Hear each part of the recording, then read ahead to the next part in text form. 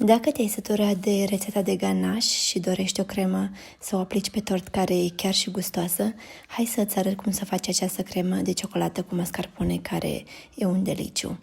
Începe prin a cântări ciocolata. Eu am folosit jumătate cu cacao procentaj mai mare și jumătate de lapte.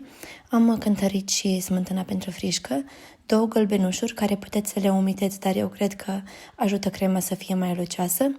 Iar apoi am pus acest lighean pe baie marin și am amestecat la foc mic până s-a topit ciocolata. Separat cântărim smântână pentru frișcă, mascarpone.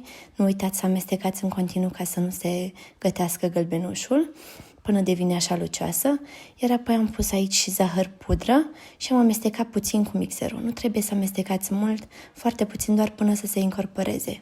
După care turnați încet compoziția de ciocolată deasupra și mai amestecați puțin până devine lucioasă. Mie mi-a luat foarte puțin, aproximativ 10-20 de secunde, nu amestecați mai mult că se poate să se taie. Iar acesta este rezultatul cu care am decorat și acest tort și este absolut delicioasă. Rețeta aparține lui Robert Eisler, eu de la el m-am inspirat.